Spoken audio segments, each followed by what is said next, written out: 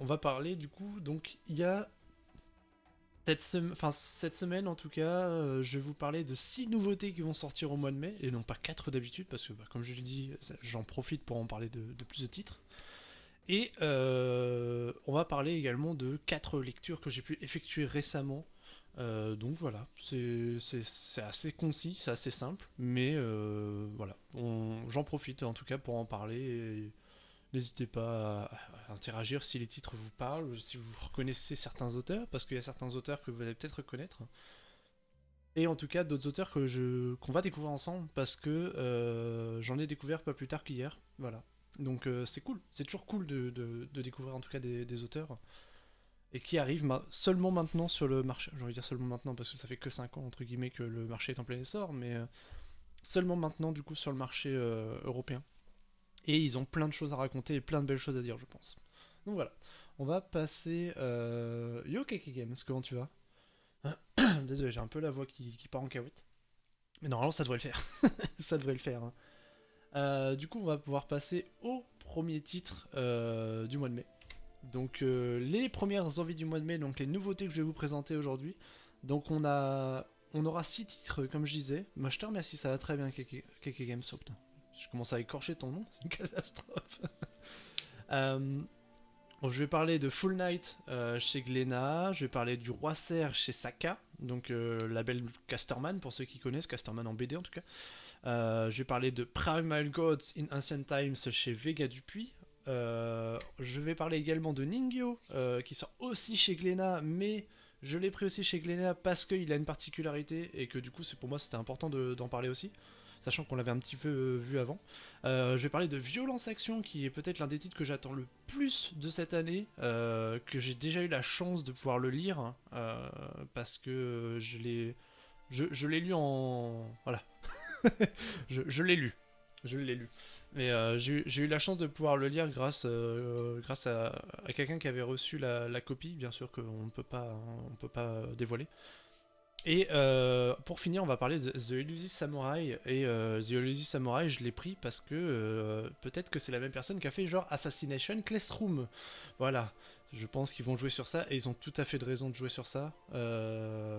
Donc voilà pour les 6 nouveautés en tout cas sur lesquelles je vais parler. Et n'hésitez pas à, voilà, à commenter, à donner votre ressenti sur ces titres quand on en parlera. C'est bon, je présente les titres, mais n'hésitez pas surtout à échanger. Assassination Classroom, là-bas, je suis tout à fait d'accord avec toi, c'est un très très bon manga. En plus, qui est terminé, l'anime est top. Alors, meilleur anime ever, non, désolé. Je l'aime beaucoup, mais je peux pas le mettre aussi haut. Il est très bon, mais il a ses faiblesses comme tout animé en fait. Mais moi non, il était très bon. Je veux dire, il est très bon. Voilà. Je peux pas me mettre, je peux pas dire meilleur animé pour moi. Mais bon, ça c'est pas. Genre, après on parlera pas forcément de Assassination Classroom, on va forcément un petit peu en parler, mais voilà. Voilà, tant pis, bah t'aimes pas. Hein. Je pense c'est si on fait un petit aparté sur Assassination Classroom, on va y revenir après, hein, mais je pense que c'est un animé qui parle un peu plus aux plus jeunes, donc au moins de 25 ans, je pense, moins de 20 ans peut-être, d'entre nous. Et quand on a plus de recul, on va dire que ça nous fait moins d'effet. Comme moi, j'ai eu beaucoup de sentiments, enfin d'émotions plutôt, quand j'avais lu, quand j'avais vu, pardon, Erased qui m'avait énormément marqué à l'époque. Et maintenant, je pense que je le relirai et je serai peut-être pas dans la même gamme. Ça fait mal, mais chacun s'en est. Oui, bien sûr, voilà, c'est ça. Bah, tant que tu le comprends, Keke Games, c'est le principal. Après, vous avez pas les mêmes âges non plus, tu vois. Entre Tantampier et toi, vous avez clairement, on n'est pas dans les mêmes âges. Donc forcément, c'est comme, enfin récemment, il y a une hype autour d'un titre qui s'appelle Ranking of Kings, qui avec Boji, le petit géant là, le fils du géant qui devient roi, enfin qui doit devenir roi, qui est le prince là, enfin je sais plus quoi c'est. Je l'ai vu l'animé. Et quand mon prénom aussi ça fait mal. Bah je te dis Keke Games, je peux pas. Voilà, je te dis ma voix elle est un peu en caboette, mais on fait avec. Et du coup ouais, pour revenir à Ranking of Kings, il y a une hype autour de dingue. Et moi je suis en mode ouais, en mode ah bon. J'ai regardé l'anime jusqu'à l'épisode 14, j'étais en mode Ouais, bof, c'est moyen quoi. Donc bon, je- tant mieux s'il y a une hype autour. Et voilà. Yes, 500 points. Oh, tu vas aller loin avec ça. Tu vas aller très très loin avec ça. Surtout que normalement, tout a été coupé. Donc le boop, tu l'oublies. Je vérifie, mais normalement tout est coupé, hein. Normalement, quand je fais mon petit live manga, voilà. Allez, salut. Il n'y a plus rien. Euh, et du coup, voilà. Donc c'est le petit aparté.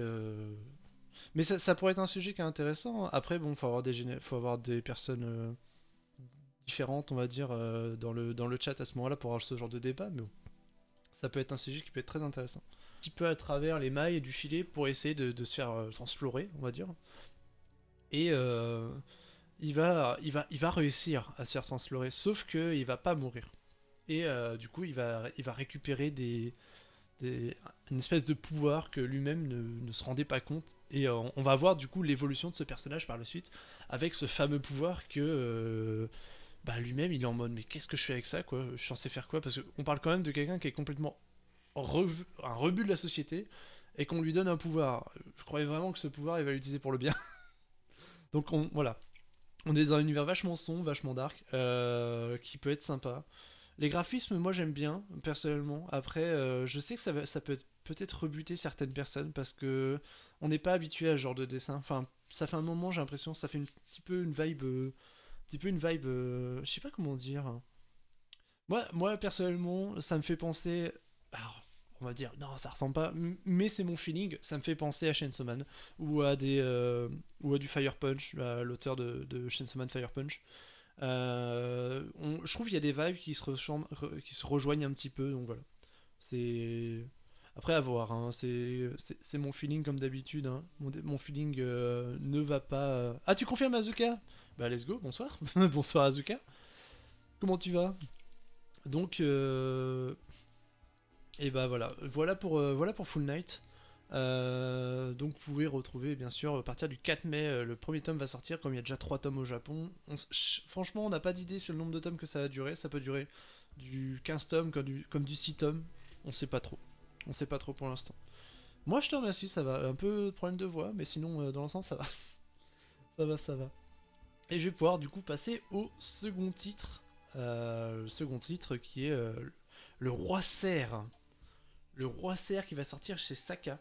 Donc Saka qui est le label manga de chez Casterman, hein, pour ceux Casterman BD, qui est un gros groupe quand même BD, hein, pour ceux qui savent pas.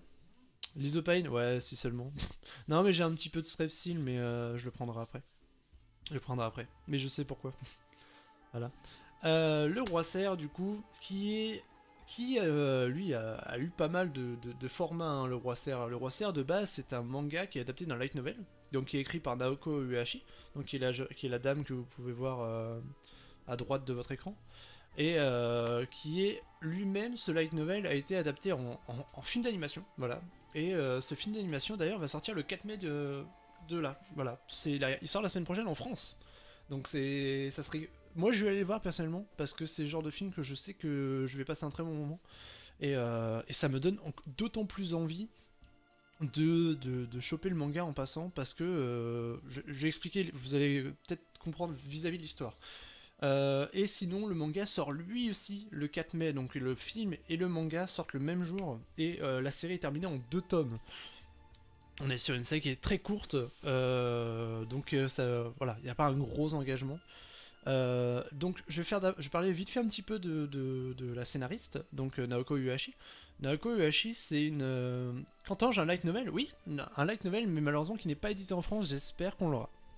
Et t'inquiète pas, Dr. Chips, tu auras du light novel dans ce live manga aussi. J'en réserve un petit peu pour le milieu fin, on va dire, du live manga, parce que le live manga, pour moi, ça parle aussi des light novels. Parce que, voilà, en général, les light novels sont souvent remis en manga derrière, donc bon. Et quand on les a en France, la plupart du temps, c'est qu'on a le manga aussi. Je dis bien la plupart du temps.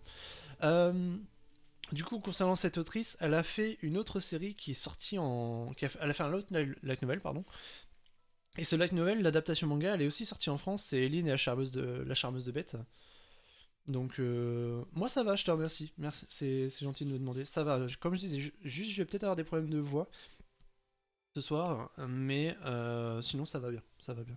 Comme ça, j'ai la voix un peu plus suave, parce que j'ai la voix qui baisse, mais j'ai la voix un peu plus suave, donc ils ok.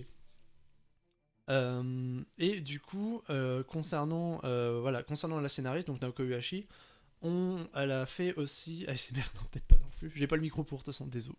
Ah, c'est vraiment dommage. Elle a fait aussi un roman, le light novel entre guillemets est sorti, qui s'appelle parce que elle a reçu on l'a eu en France aussi chez Milan, en éditeur Milan, donc Les Gardiens de l'Esprit Sacré que vous pouvez voir à droite du roi Serre, de l'affiche du roi, enfin de la couverture du roi Serre du tome 1. C'est un roman qui a été adapté en France et d'ailleurs qui fait partie des. Donc c'est Sereino Moribito, voilà, je cherchais le terme, qui est un roman qui a été imprimé plusieurs fois et qui a été imprimé dans plusieurs pays, dont la France. Voilà, donc si jamais vous avez l'occasion, moi je pense que je vais le prendre par curiosité, parce que c'est une autrice qui a fait pas mal de light novels, pas mal de romans, et qui en plus, parce que c'est pas son métier de base, elle est anthropologue de base. Cette femme est enfin c'est Naoko Uehashi, pardon, est anthropologue et elle donne aussi des cours à l'université. Donc et en plus de ça, elle fait des romans. Donc je trouve elle a une palette qui est vachement intéressante et ça peut se retrouver très très facilement dans ses lectures, je pense, à voir ce que ça va donner. Alors que j'ai un chat qui vient d'arriver. Salut toi. Salut toi qui passe devant mes notes et que maintenant je vois plus rien. Oui, c'est gentil. Et du coup, au dessin, on a Sekiguchi Taro.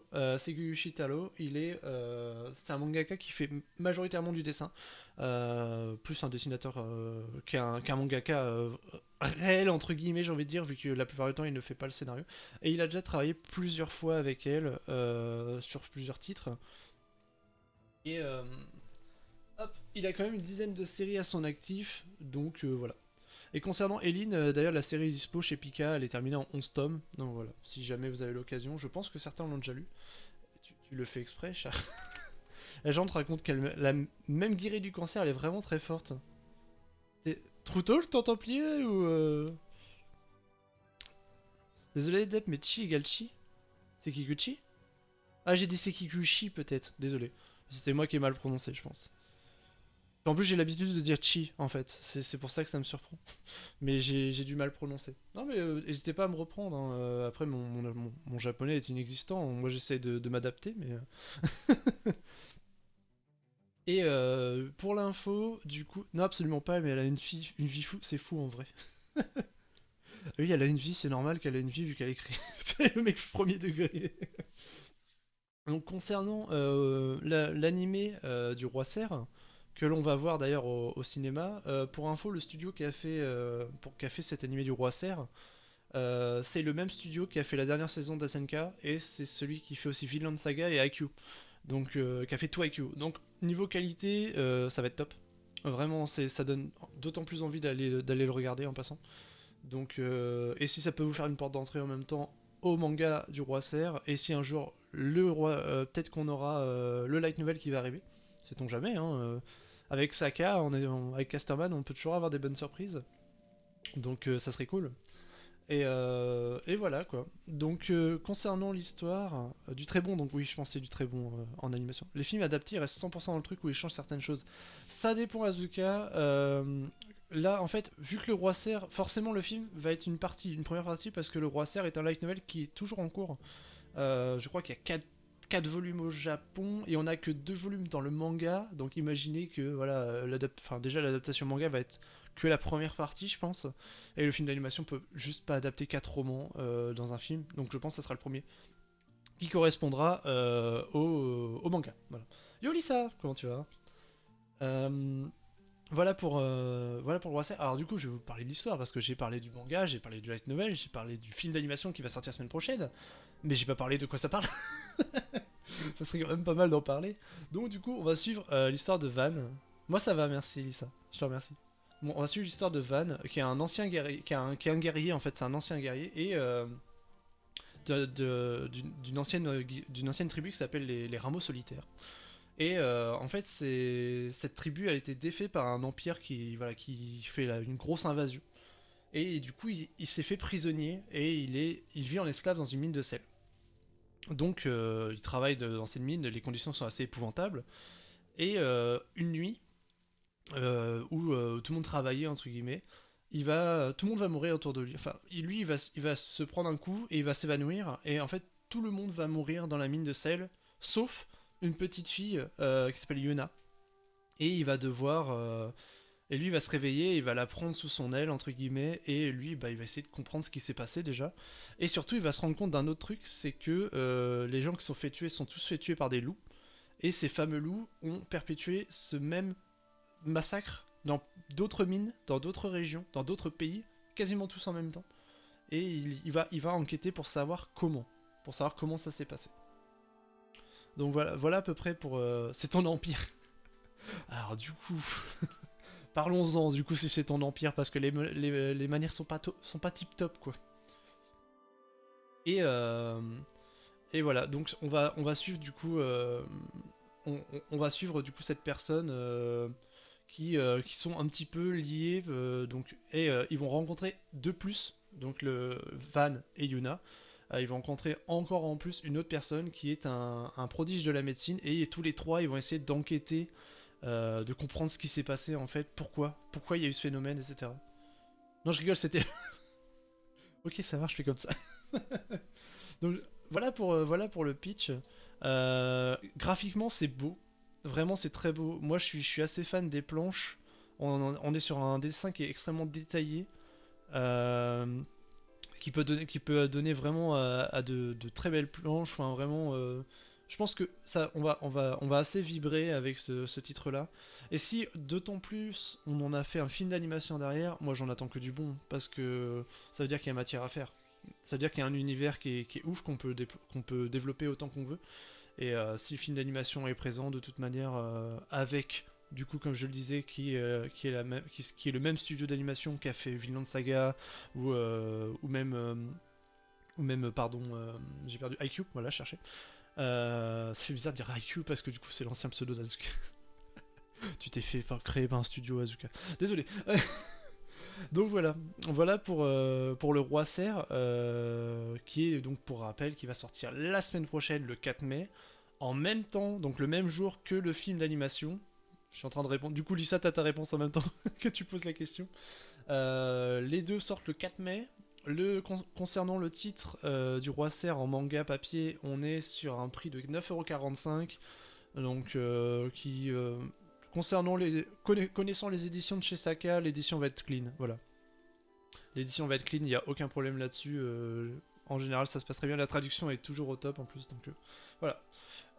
Voilà pour le Roi Serre. On va pouvoir passer au prochain titre, qui est sachant que ce que je vais vous présenter, ce ne sont que des nouveautés des tomes 1 qui vont sortir le mois prochain. Parce qu'il y a pas mal de choses qui vont sortir le mois prochain et il y a pas mal de choses à couvrir.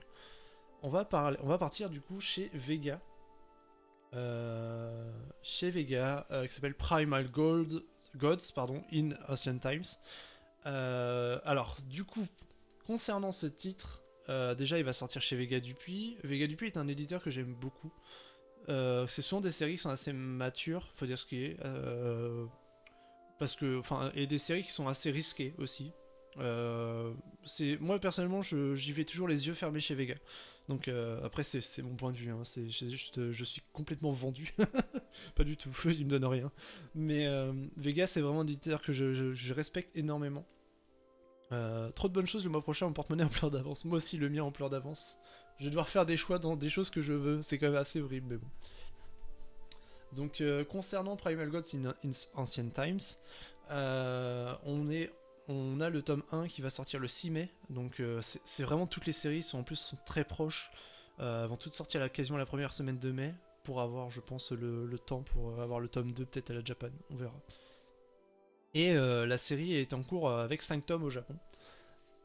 Concernant vite fait sur l'auteur, on va donc Tsurubuchi Kenji, c'est un mangaka qui a débuté sa carrière en 2011. Il a fait pas mal de one shot et ensuite il s'est fait repérer. Il a été chopé par son éditeur tout simplement. Et il a réussi à se faire sérialiser sa série qui s'appelle Togeoni. Donc Togeoni c'est Primal Gods in Ancient Times qui est traduit en anglais. Et c'est sa plus longue série à ce jour. Hein, donc c'est sa série phare entre guillemets. Et du coup, avant, il a été prépublié dans Arta, donc qui est un magazine de prépublication, et qui est connu notamment pour des titres comme Bright Stories ou comme Isabella Bird, donc exploratrice. Donc c'est des titres qui sont vraiment très quali dans sa magazine de prépublication. J'ai regardé les titres par curiosité, il y a des titres qui ressortent qui sont vraiment très très quali. Donc moi j'en attends beaucoup de bien de ce titre-là. Et concernant l'histoire, du coup, on va parler de, on va faire un bond en arrière dans le temps. Donc on est un peu on est sur du fantasy, on est sur un fantasy, un univers fantastique, hein, clairement. On parle de il y a longtemps, il y a une époque que tout le monde a oublié évidemment, hein. Une époque où il y avait une contrée, un pays qui existait qui s'appelait la contrée de Wa. Et la contrée de Wa, elle abritait pas mal de divinités qui maintenant ont été complètement oubliées, hein. Et ces divinités étaient toutes vénérées par les habitants, qui croyaient que la seule manière de vénérer les habitants, c'était de faire des sacrifices humains, malheureusement. Et bah voilà, les traditions se restant, elles vont faire des sacrifices jusqu'au jour où une des dernières sacrifiées qui a été choisie au nom pour vénérer la divinité, une orpheline du nom de Mio, que l'on peut voir du coup sur la couverture, la petite fille, elle va voir son destin changer parce que pour elle, elle n'avait plus de vie en fait, elle allait se faire sacrifier. Jusqu'au jour où il y a quelqu'un qui vient, donc qui est un ascète. Donc un ascète, c'est le synonyme d'un prêtre, hein, si vous. Moi, c'est le grand terme, un prêtre, attention. Euh, et du coup, qui a un ascète du nom. Alors, son nom est Enno Ozuno, donc le nom est un petit peu bâtard, mais je voilà. Et il lui propose de devenir sa disciple en échangeant sa vie contre les villageois, enfin entre guillemets contre les villageois, et lui il va faire la prière à sa place entre guillemets. Et donc elle, forcément, elle est refaite, quoi. Je vais pas dire ça comme ça, mais elle accepte un petit peu, mais elle sait pas trop parce que tu attendez, il y a un inconnu qui vient me sauver, peut-être qu'il va me faire pire que d'être sacrifié. Enfin, je suis qu'une orpheline. Pourquoi tu t'intéresses à moi? Et une nuit, elle va avoir une vision où elle va se rencontrer elle-même dans le futur. Donc, et celle-ci lui explique que bah, faut qu'elle accepte parce que ça va lui changer sa destinée et voilà, faut qu'elle fasse le voyage avec elle parce que ça va vraiment lui changer toute sa vie. Et le lendemain, du coup, elle va voir la 7 et elle lui dit bon bah j'accepte vos propositions, partons ensemble. Et du coup, cette 7 n'est pas seule parce qu'il a un autre disciple qui s'appelle Zenki. Et du coup, ce trio va voyager entre le monde, dans le monde. Et surtout, ils vont voyager entre le monde divin et le monde humain. C'est ça qui est vachement intéressant, je trouve. C'est vraiment, on a les deux mondes parallèles qui vont être mis en avant. On a vraiment, avec la vision de la 7, on aura ce monde divin qui va s'ouvrir à des gens qui ne sont que des humains, en fait, hein, ces deux disciples. Et en même temps, il y aura les échanges avec les humains pour faire la transition vers les dieux. Donc, on va les suivre tout le long de leur voyage et on va les suivre à chaque étape un petit peu de leur voyage, un peu à et on est du coup sur une tranche de vie fantastique avec des dieux, des divinités, avec pas mal, je pense, de contemplatif aussi, parce que vis-à-vis des planches, par moment, on sent qu'on va avoir ça va être un récit qui va être très posé. Et bon, voilà, quelques tranches d'humour aussi, parce que comme vous pouvez voir, Zenki ne tient pas l'alcool. Donc du coup, il va faire ah, qui lui a donné à boire. Enfin bref. Donc voilà, je pense que ça va être un mélange qui va être assez sympathique. Donc voilà, et concernant les couvertures, elles sont assez folles, hein. Moi j'aime beaucoup graphiquement, c'est très beau. C'est très détaillé, enfin, c'est vraiment bien recherché, je suis assez fan. À voir ce que ça a donné. Moi, je laisse forcément sa chance, comme je disais au début de la présentation de ce titre, parce qu'on est chez Vega. Et chez Vega, voilà, je sais très bien que je vais y trouver mon compte. Donc voilà pour Primal Gods. Est-ce que dans les titres déjà, je vous ai parlé, les trois premiers, il y en a un qui vous donne envie vraiment, ou même un qui vous dit non, c'est pas pour moi. N'hésitez pas à m'en parler, hein. De toute façon, on peut y retourner, il n'y a aucun souci, hein. On peut refaire un petit retour, un petit rollback là, il n'y a aucun problème. Donc voilà pour Primal Gods. C'est un titre que en fait je l'avais pas vu pour être franc. Et c'est Zaza, il me dit putain, ça a l'air d'être vachement sympa. Et j'ai regardé, je fais ouais, ça a l'air bien de ouf. J'avais pas vu la sortie passer avant de préparer l'émission. Et belle surprise. En lisant le synopsis, en me renseignant sur l'auteur, très belle surprise. Donc, à voir la lecture, bien sûr. Parce que là, pour l'instant, on peut pas se prononcer. Passons au prochain titre. Alors, prochain titre qui est du coup, on revient chez Glénat, mais je vais expliquer pourquoi je reviens chez Glénat. Normalement, je fais en sorte de ne pas présenter deux titres du même éditeur, c'est assez rare. J'essaye de vraiment diversifier mon panel de nouveautés. Mais là, je reviens chez Glénat pour une raison, c'est que on n'est pas sur du manga entre guillemets japonais, on est sur du global manga. Je vais vous expliquer pourquoi. On va parler de Ningyo, donc Ningyo qui va sortir le 18 mai, donc qui est une création originale de Glénat, donc c'est pour ça que déjà j'en parle, qui est un titre avec un duo. Donc au scénario, on a Monsieur Tan qui est a un autre nom qui s'appelle Antoine Doll, et Antoine Doll c'est un auteur français, auteur scénariste. Et il est très connu, alors pour ceux qui connaissent un petit peu le monde de la BD jeunesse, il fait tout ce qui est Mortel Adèle. Voilà, c'est lui qui est le créateur de Mortel Adèle. Donc à partir de là, on sait que... Enfin, ça va être top scénaristiquement parlant, parce que Mortel Adèle, c'est quelque chose qui fonctionne très très bien pour les jeunes. C'est une BD qui s'est écoulée à plus de 3 millions... Enfin, une série qui s'est écoulée à plus de 3 millions d'exemplaires, et elle est traduite dans plusieurs pays, Mortel Adèle, pour la jeunesse. Donc on peut s'attendre à quelque chose de très sympa. Et sachant que Monsieur Tan, on l'avait déjà vu avant en fait. Il a déjà sorti d'autres titres avant. Il a sorti Jizo, à l'écriture bien sûr. Donc qui était déjà sorti chez Glénat quelques temps auparavant. Il a fait For Life aussi, qui est sorti chez Glénat également. Ouais, à l'écriture aussi, mais il n'était pas avec Mato cette fois en termes de dessinatrice. Je vais en parler un petit peu après. Et il est aussi au scénario de Lapin Crétin Luminis Quest, dont j'avais eu la chance de pouvoir faire l'interview avec la dessinatrice qui est Federica De Meo. Pendant les 48 heures BD, j'avais pu lui faire l'interview et on avait assisté à une dédicace en direct. C'était très très sympa d'ailleurs. Merci à Tribule de m'avoir invité, en passant.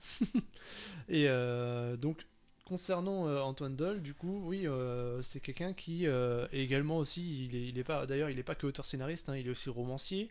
Il a écrit pas mal de bouquins enfin de livres, pardon, qui se sont fait éditer en France. Et il tient aussi, vu que c'est un grand passionné du Japon, il a aussi fait, en tant que photographe, il a fait un recueil de photographies qu'il a pu faire pendant une de ses visites, enfin quelques visites à Tokyo. Donc voilà, c'est quelqu'un qui a pas mal de cordes à son arc.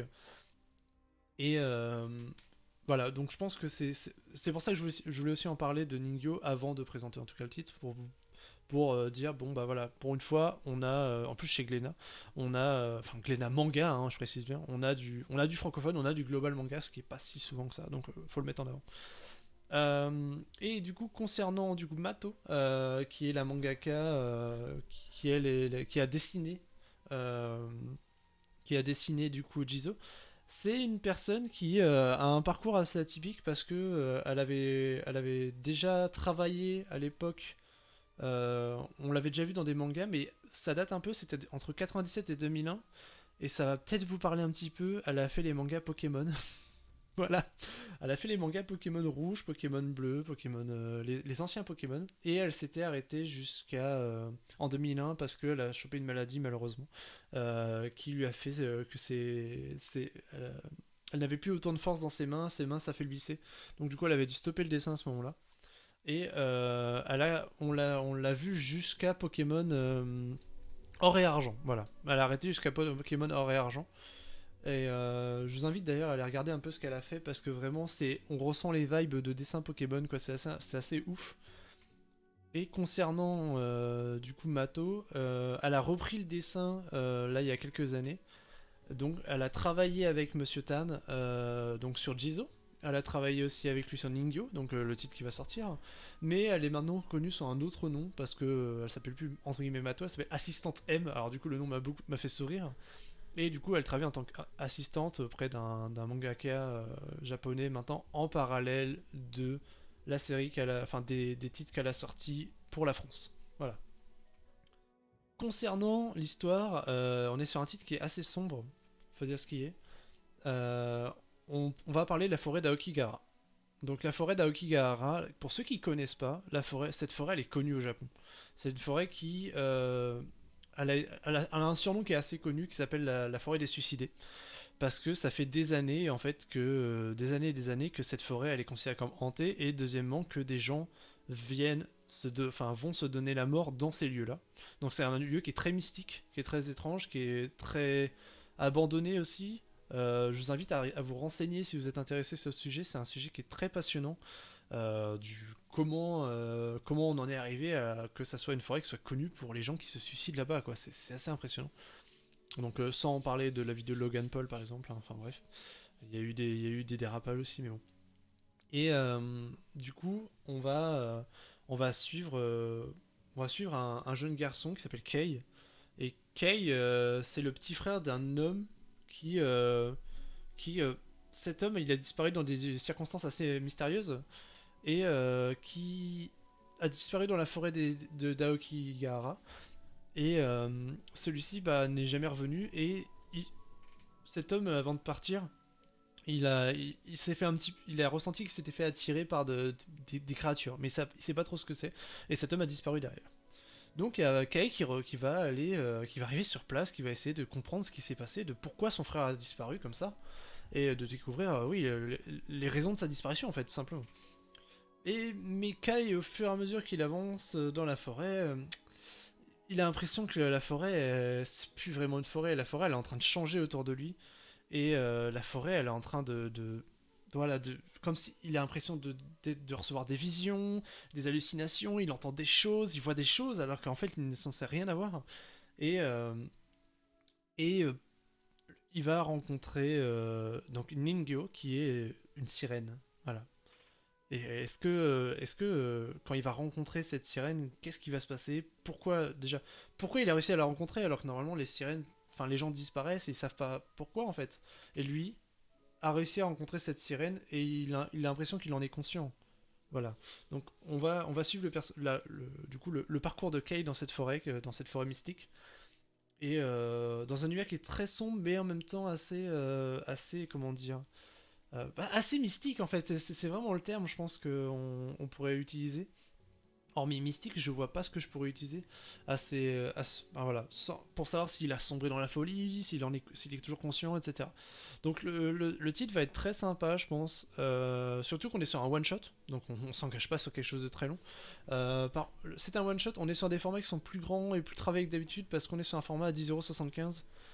Comme je sais pas si vous avez pu voir au magasin le format de Jizo, donc celui qui est en haut à droite sur votre écran là. Je sais pas si vous l'avez vu, mais en tout cas, on sera sur un format qui sera similaire, qui est une création originale de Glenn. Je me permets juste de boire un coup. Et comme d'habitude, je sais pas si vous avez remarqué, à chaque fois j'essaye en sorte de vous laisser les Twitter des artistes en bas à gauche de votre écran. Je sais pas si vous l'avez remarqué, j'essaye à chaque fois de retrouver les Twitter, tout du moins un des réseaux sociaux de chaque artiste. Tu crois avoir la taille du format? Ok, let's go. Bah, c'est un assez grand format. Malheureusement, je n'ai pas de Jizo. Je n'ai pas pu l'avoir à l'époque. Et maintenant, il est plus dur à trouver, hein, concrètement. Donc, mais j'en ai entendu du bien parce que j'avais vu quelques reviews passer dessus qui étaient positives. Et Zartix l'avait lu aussi et il m'avait dit que c'était assez sympa. Donc, voilà. Voilà. Est-ce que ce. Alors que je décale mon clavier parce que j'ai un chat qui pose dessus, voilà, il pose sa tête. Non, mais mets pas ta tête sur le pavé numérique, putain. Si vous entendez des dong dong, c'est pas moi. Voilà. C'est bon, il a arrêté de bouger. Incroyable. On va pouvoir passer au prochain titre. Le prochain titre, qui est un titre que j'attends depuis un bon moment et je suis pas le seul à l'attendre. Et je suis très content qu'il arrive en France parce que on l'avait repéré en tout cas avec Sophia, donc les Rambules. Sophia me l'avait présenté à la sortie en Italie. Donc ça fait un moment qu'on le scoute. Il s'appelle Violence Action. Violence Action, qu'est-ce que c'est? Qu'est-ce qui se passe? Ouais, voilà. Alors déjà, je vais présenter vite fait le scénariste. Donc du coup, Sawada Shin, je peux le présenter vite fait parce qu'en fait, c'est son premier titre. Il a jamais, enfin, je n'ai pas trouvé d'autres titres de sa part. Et donc voilà, c'est son premier scénario. Voilà. J'ai pas grand chose à dire dessus, sur lui. Concernant du coup Asai Renji, lui c'est un dessinateur qui a déjà travaillé sur pas mal sur d'autres titres et on l'a déjà eu chez nous avec Le Garçon et la Bête, donc qui était sorti chez Kazé à l'époque en 4 tomes. Donc le film d'animation qui est très connu d'ailleurs, Le Garçon et la Bête, que je peux que vous conseiller, qui est très sympa aussi. C'est vrai qu'on parle pas mal de films d'animation du coup. Très hâte de le lire. Moi, bah justement, moi je l'ai déjà lu le tome 1. Il est très bien. Il est très très bien. J'ai pu lire Une épreuve de corriger, j'ai eu beaucoup de chance là-dessus de le choper en amont. Euh, donc. Eh, mais tu le fais exprès? Bon. Putain, c'est bien ce qui me semblait. Elle a fait Eh, mais les chats, ils ont un pouvoir, c'est une dinguerie. Elle vient de me créer un folio. C'est pas possible. Ah là là. Et du coup, oui, pour revenir à Violence Action, on va suivre. Alors, déjà, d'ailleurs, pour info, le film. Donc, déjà, Violence Action, ça sort quand? Ça sort le 18 mai. Ça sort le 18 mai, le premier tome, au prix de 8,20€. La série est en cours au Japon avec 6 tomes. C'est une série qui est quand même pour public averti. Je le comprends. Je le comprends parce que il n'y a pas de gore, mais c'est quand même de la violence. Hein. C'est dans le titre après. Hein. Voilà. Et on va suivre l'histoire donc de Kei, Kei qui est une étudiante et qui, la plupart comme de tous les étudiants au Japon, ils ont un baito, hein, ils ont un petit job étudiant. Sauf que elle, son job étudiant, il est un peu particulier. Faut dire ce qui est. C'est que, bah en fait, elle est tueuse à gages quoi. Mais elle est tueuse à gages. Mais justement, elle est tueuse à gages, mais elle est très, elle est extrêmement reconnue dans ce milieu de tueuse à gages. C'est quelqu'un qui est extrêmement demandé. Moi, je pensais que ça parlait de romance. Je passe alors. Ah oui, c'est vrai qu'un titre pareil. Alors, on pourrait croire une romance musclée, quoi. Mais bon. Et du coup, Kay ouais, voilà, est une tueuse à gages et elle excelle dans ce métier et elle a un petit peu. À chaque fois, elle a un petit peu une personne qui l'envoie un message et lui dit qui s'appelle le doc. Et le doc à chaque fois lui dit bah il faut que tu viennes. Enfin, t'as une mission et viens la remplir en gros et elle accepte sans. À chaque fois voilà parce qu'elle est bien payée entre guillemets quoi. Et elle est un peu spécialisée dans les vengeances aussi. C'est souvent des familles qui recherchent, qui crient vengeance entre guillemets, qui vont l'engager. Donc voilà pour le pitch entre guillemets. Je vais juste en parler un petit peu, mais je vais pas trop m'avancer parce que c'est un titre qui est pas sorti. Je vais essayer de rester sur le premier chapitre entre guillemets, parce que voilà c'est quelque chose qu'on pouvait. Je crois qu'il est disponible le premier chapitre, si je dis pas de bêtises. On suit, comme je disais, on suit Kay et déjà gros point fort de la série pour moi, c'est le dynamisme que l'on va avoir dans les pages dans notre lecture en fait. Les scènes d'action sont très très bien ficelées, le dessin est top et en termes d'action voilà, on en a pour notre argent, ça c'est clair. Concernant le personnage, c'est un personnage qui est vachement intéressant parce que c'est un personnage qu'on a l'impression qu'elle a une dualité, tellement que les deux facettes, quand elle est en mode normal entre guillemets et en mode tueuse à gages, sont totalement différentes. Kay, c'est une personne qui est extrêmement joyeuse, extrêmement insouciante, extrêmement naïve. Quand elle aime tout ce qui est mignon, tout ce qui est adorable, elle adore les peluches, elle adore les sucreries, enfin voilà, c'est vraiment le parfait archétype de la fille, pas de l'idol, mais on va dire de la fille connue, quoi, entre guillemets, voilà, la fille kawaii, comme on dit. Et quand elle passe en mode tueuse à gages, on peut le voir rien qu'à ses yeux, elle change du tout au tout. Mais toujours avec un décalage qui est assez. Parce que ses priorités, en fait, c'est. C'est. Ah bah attends, je dois bosser mes études. Oui, mais là, t'as une mission à remplir, en fait. Non, mais demain, j'ai un examen, en fait. Donc, du coup, si vous pouvez attendre un petit peu que je termine ma question et je viens vous tuer après. C'est ce genre de priorité qu'elle a dans la vie qui en font un personnage qui est vachement intéressant, qui est vachement assez pas what the fuck, mais du coup qui a un énorme décalage. Elle provoque, elle fait de l'humour noir par elle-même en fait, et du coup je trouve que c'est extrêmement intelligent, c'est très bien fait. Et bien sûr, bon là vous pouvez voir une planche où elle doit prendre une photo pour montrer que la personne est bien morte à chaque fois, pour toucher sa prime entre guillemets. Mais vraiment il y a un décalage qui est assez ouf Et je m'attendais vraiment pas à ça. Je me suis pris une petite claque en passant. C'était très très sympa. C'était vraiment très très sympa. Et bah voilà, je pense que je vais pas en parler plus parce que évidemment faut laisser place à la lecture. Pour rappel, du coup, il sort le 18 mai à 8,20€. C'est une série qui est 6 tomes en cours chez Pika. Enfin, qui est 6 tomes en cours, pardon, au Japon, et que du coup, le premier tome va sortir chez Pika là le 18 mai. Donc voilà, let's go. Moi j'ai envie de dire, n'hésitez pas à lui donner une chance parce que vraiment, ça a l'air d'être un gros banger en devenir, on va dire. Et c'est cool d'avoir ce genre de série. Ça fait un moment, j'ai l'impression qu'on n'en a pas eu. Moi personnellement, ça me fait penser à. En le lisant, j'ai eu des vibes un petit peu. Bon, récemment, j'avais lu les Gunsmith Cats, mais bon, c'est une série qui date un peu. Plus récemment, ça m'a fait un petit peu penser à Murcielago, des choses comme ça. Masterclass, j'ai entendu.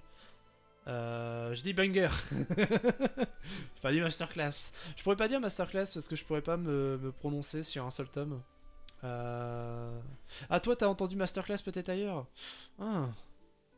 En fait, c'est trop court pour que je puisse me prononcer. Il y a juste un truc qui me fait un peu peur. C'est peut-être que la répétition. Au cas où que ça soit quelque chose que l'on va voir. On est sur une sorte de tranche de vie.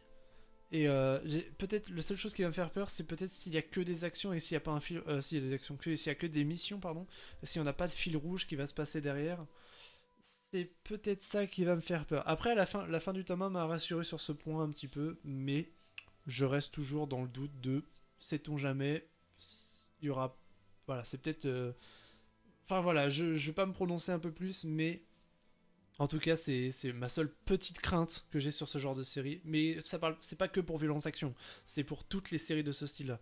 Donc voilà.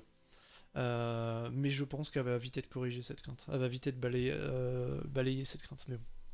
Voilà pour Violence Action. Bon, bah, du coup, j'ai vu que Dr. Chips, toi, t'avais l'air d'être. T'as l'air chaud. T'as l'air chaud en tout cas pour le, pour le lire.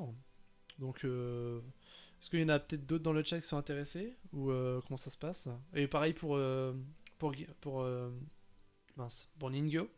Peut-être c'est les titres qui vous parlent. Et en attendant, on va pouvoir passer. Je pense que c'est la dernière nouveauté, hein. Ça va être assez rapide aujourd'hui, je me dis. Ça va être assez rapide, mais bon, en même temps, je sais pas, vaut mieux de temps en temps.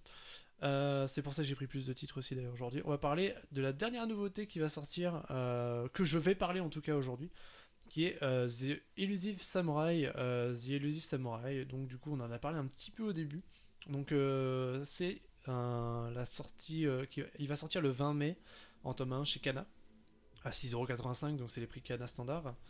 Il y a 5 tomes en cours au Japon et fait intéressant sur ce titre, c'est que l'auteur qui a réalisé ce titre n'est pas plus que Matsui Nuzei, qui est l'auteur d'Assassination Classroom. Voilà, donc du coup c'est la nouvelle série de l'auteur d'Assassination Classroom.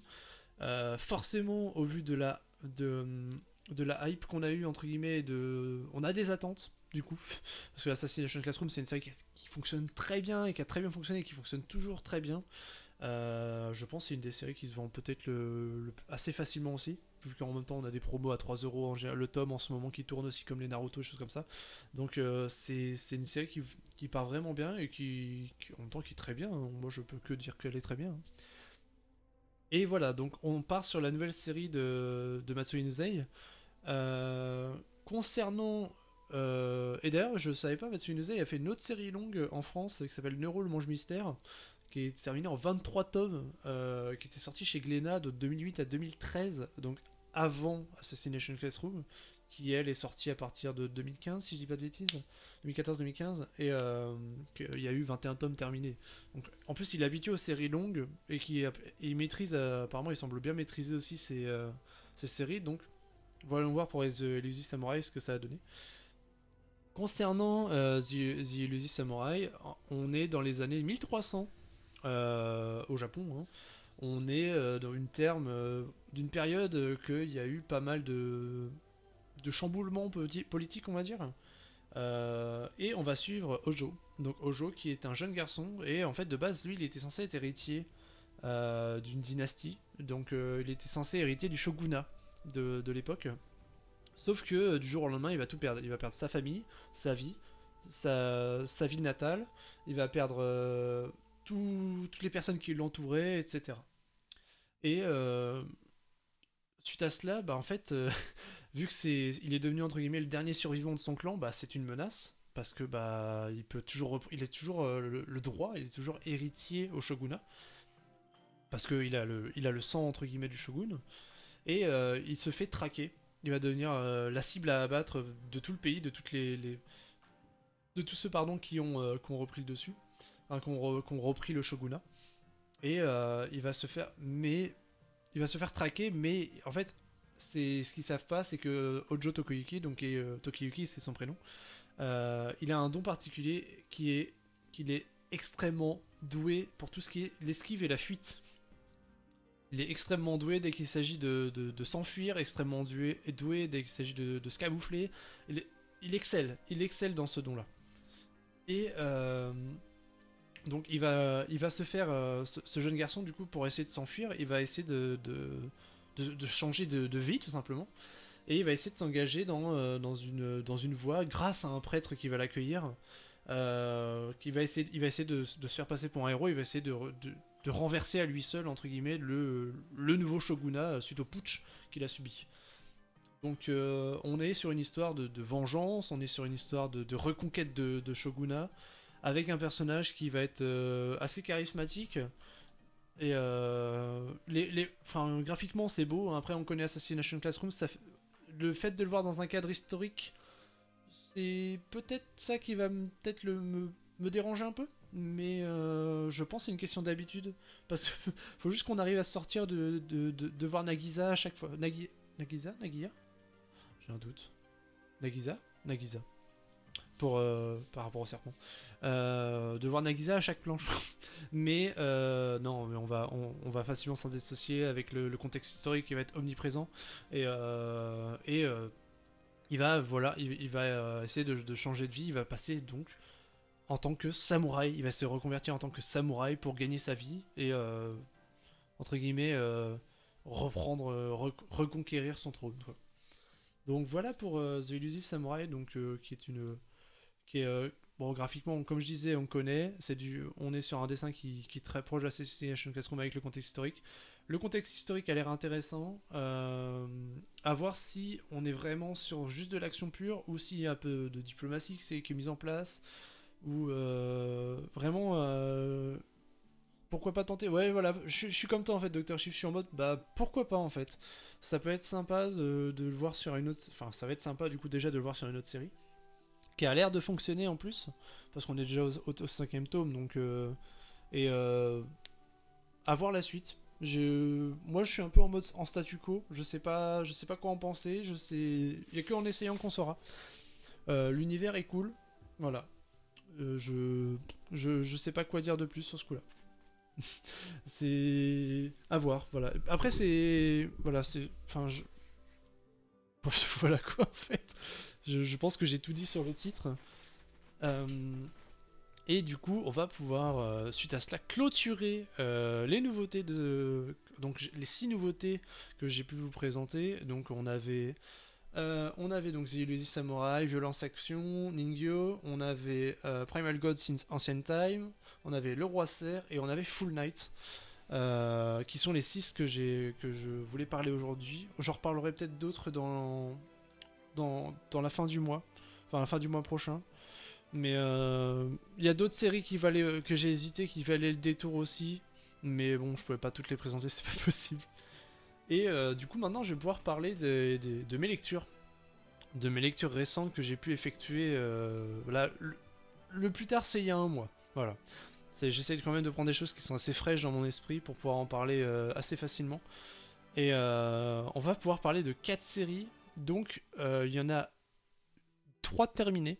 Donc, déjà, voilà. Donc, ne dites pas. Enfin, il y en a une, je vais essayer de pas spoiler la fin parce que bon, c'est une série qui était assez majeure. Du coup, voilà, ça va être compliqué. Il y a 3 séries terminées et il y a un light novel et c'est le premier tome. Donc, on va parler en premier temps de 86, qui est sorti chez Mao, qui est un light novel qui reprend l'anime à succès qui est sorti l'année dernière.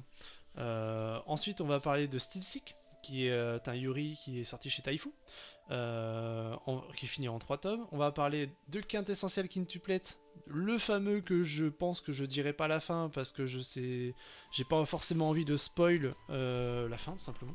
Parce que c'est quand même toute l'histoire qui tourne autour de ça, donc c'est un peu dommage de la spoil. Et on va parler de Wandering Soul, qui est une série qui est terminée en 2 tomes chez H2T. Voilà, donc let's go, on est parti là-dessus. Est-ce que déjà il y a des titres que vous avez lus, vus, reconnus, ou même déçus ou pas déçus concernant... Après, si c'est Quintessential Quintuplet, je vais y retourner après.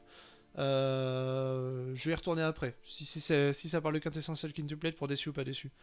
Mais dans l'ensemble, non, mes lectures étaient bonnes. Hein. Mais si j'en parle, c'est pour moi, c'est intéressant d'en parler. Ce sont des bonnes lectures. Est-ce que... Je sais même pas si on voit la tête de Farah. Si on voit la tête de Farah. Hey cocotte, tu passes à la télé, regarde. Aïe. Non, ça c'est ma main. Allez.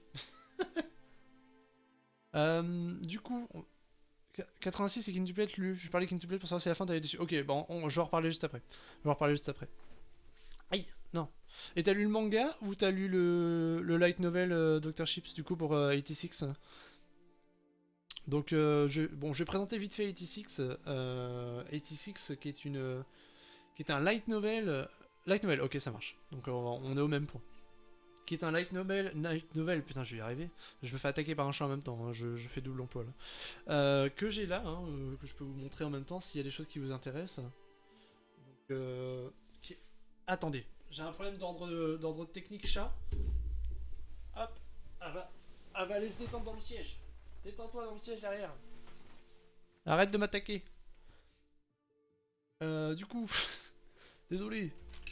Et c'est le genre d'intermède qu'on peut pas qu'on peut pas maîtriser. C'est les aléas du direct, on va dire. Bon, j'en profitais pour boire un coup. Allez, venir derrière. Le pire, c'est qu'elle a à manger, donc je sais même pas pourquoi elle essaie de me croquer. Du coup, 86. On est sur... alors, il y a pas mal de formats qui sont mis en avant, donc du coup, ça va être toute une histoire. On a déjà le tome 1 du light novel qui est sorti en France. Il y en a 11 tomes au Japon en termes de light novel qui sont... Et la série est toujours en cours. Donc le tome 1 d'ailleurs est disponible chez Mao Édition au prix de 13,80€. On a le manga qui est sorti chez Delcourt, Delcourt Tonkam. Le tome 1 qui est sorti, il y a 3 tomes en cours au Japon. Donc le tome 1 est sorti en mars, je crois, concernant le manga 86, donc à 7,99€ chez Delcourt. Et nous, on va plus se focaliser sur le light novel, hein, je vais être franc, parce que quand je lis un light novel, je lis rarement le manga et inversement. Et au Japon, il y a eu plusieurs séries qui découlent de cet univers.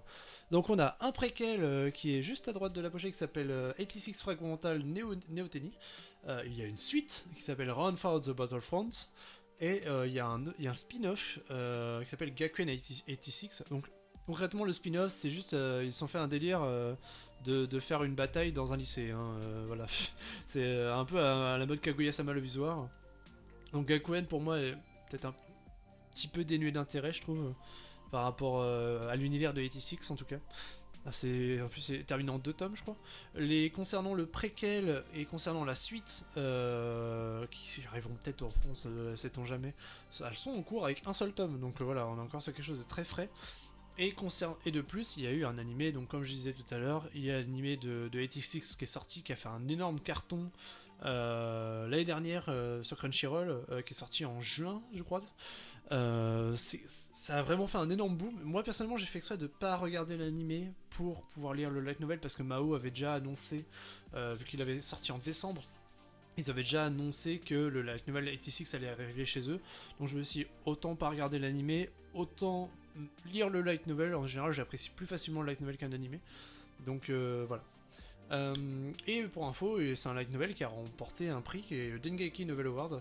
Donc les prix Dengeki, c'est les prix qui sont donnés par la maison d'édition et il y a quand même un cash prize derrière. Donc voilà. Regarde l'anime si t'as le temps, au moins la saison 1, les deux sont complémentaires. Ah ouais? Putain, j'aurais pas pensé du coup. D'accord, bah je le regarderai avec plaisir du coup. Merci pour l'info. Voilà, Mister Marinière. Écoute, on était bien là.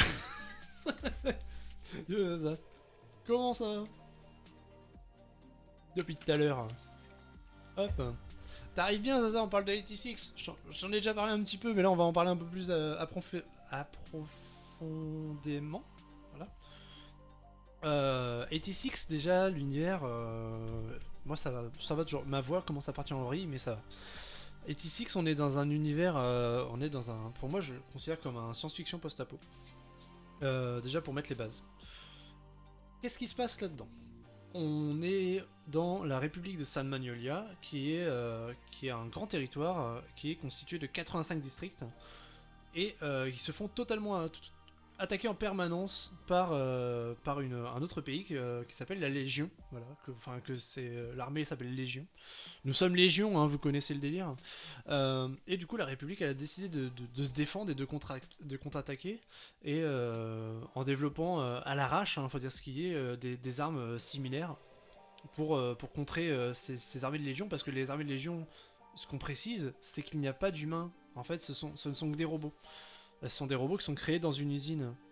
J'ai regardé, il a l'air pas mal du tout. Bah moi je conseille forcément, en tout cas 86 c'est une très très belle surprise. Et Dr. Chips parlait de l'animé tout à l'heure que je pense que je vais regarder d'ici peu, parce que si ça complète en plus la saison 1, si complète en tout cas le light novel, avec grand plaisir je vais aller le regarder quoi.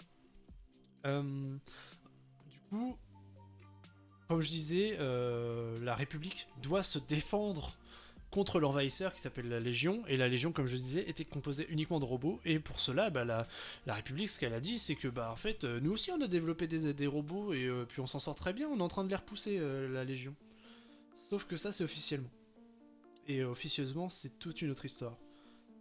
Et officieusement, ce qui se passe, c'est qu'il y a un 86e district, donc 86, qui est occupé d'humains.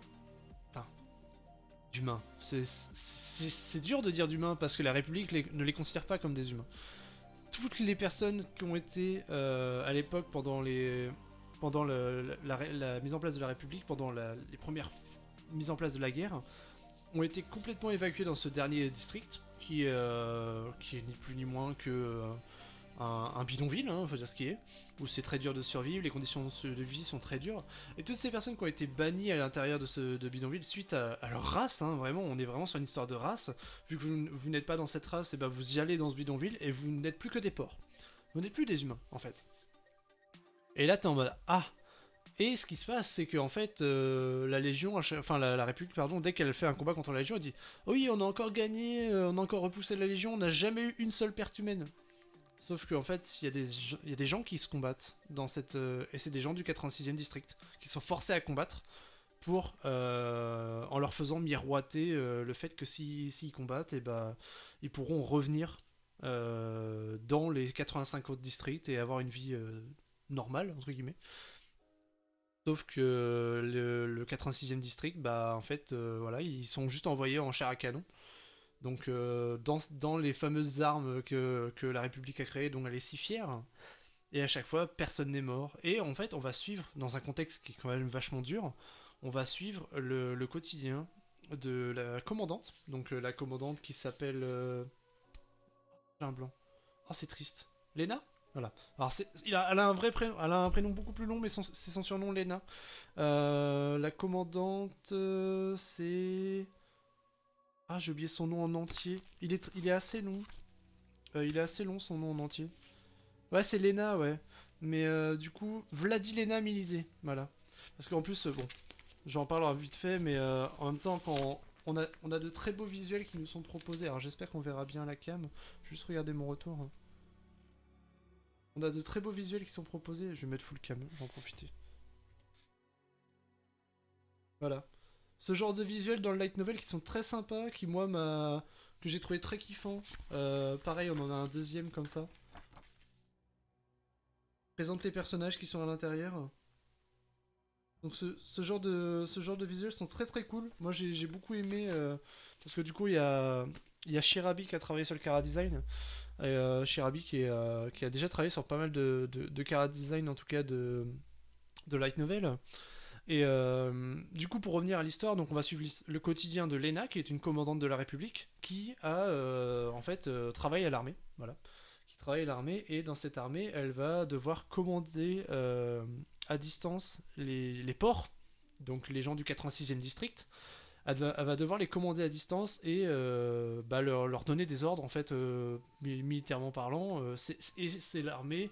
Sauf que dans l'armée, maintenant, concrètement, ce qui se passe, c'est que il reste que des déchets parce que plus personne ne prend les choses au sérieux parce qu'ils disent bon, bah c'est bon, il ne reste que 6 mois à tenir et la Légion tombera.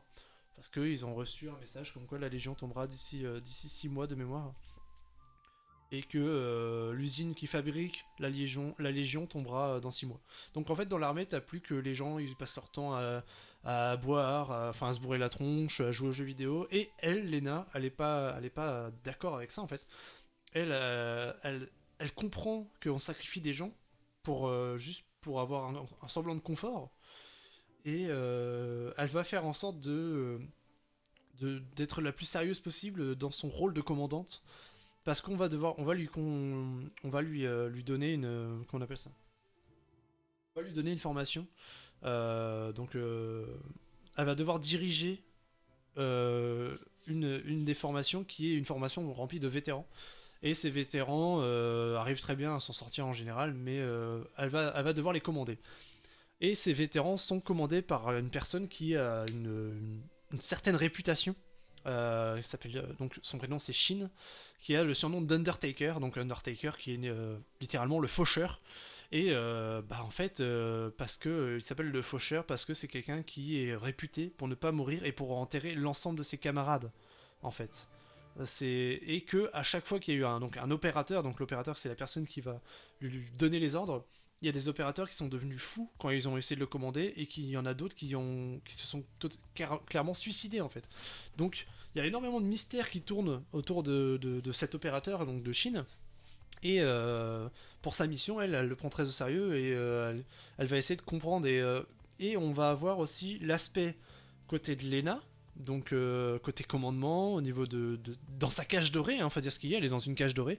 Elle se sent pas du tout à l'aise dans cette politique de le 86e district c'est que des ports. Non, non, elle est pas du tout comme ça. Elle est vraiment dans un mood où elle ne comprend pas pourquoi ça existe en fait. C'est pas censé exister. Et on a le côté sur le front avec Shin et l'ensemble de l'ensemble de la division d'Esper Aid, donc qui est la division d'élite, et avec l'ensemble des membres de son équipage, enfin les membres qui sont avec lui quoi. Et c'est vraiment un titre qui donc là voilà, j'ai pas à peu près pour le pitch, pour faire mon ressenti personnel. On est vraiment sur un titre qui est prenant de ouf. Je l'ai dévoré, c'était incroyable. Je me rappelle, c'était une très très bonne lecture. Tout petit éditeur, du coup, pas beaucoup de com. J'ai vraiment rien vu passer à propos de ce manga avant que tu m'en parles. Mao est un tout petit éditeur, il a été créé il y a quoi, il y a 2-3 ans. Il a fait Berserk of Gluttony en light novel. Après, j'ai envie de te dire, les éditeurs de light novel en général, on n'a pas de com. Parce que tu prends OFLB, tu prends Saxus, tu prends Mao, les éditeurs de light novel, même OFLB qui est le pionnier, hein, t'as très peu de com. La nouvelle édition aussi, qui vient d'arriver, enfin qui est arrivée il y a pas longtemps, ça commence seulement à se développer, mais il faut les suivre sur les réseaux directement pour que tu aies un semblant pour que tu aies de la communication, parce qu'en fait personne ne relaye ce genre de propos et personne ne relaye ce genre de com. Donc c'est pour ça que moi je me mets un petit peu en mode porte-bannière aussi du light novel, parce que c'est trop bien. Enfin les light novels, les mangas c'est cool, mais les light novels ça t'offre une autre dimension. Et après tu as le manga, donc comme je disais au début, qui sort chez Delcourt Tonkam. Je sais pas ce que ça va donner vis-à-vis du manga, parce que on est à 3 tomes en cours au Japon, alors qu'en termes de light novel, on est à 11 tomes de light novel au Japon. Donc c'est un univers extrêmement grand, dense. Qu'est-ce que ça va donner en manga? Voilà, c'est le genre de truc où moi j'ai un peu peur. Dans les magasins, c'est mort contre les light novels. Voilà, aussi. À part sur Fnac, enfin sur les grandes plateformes d'achat, que voilà, moi je les recommande pas en général, mais tu les trouves. Chez les éditeurs directement, moi personnellement, je l'ai acheté chez Mao directement, avec Black Fury.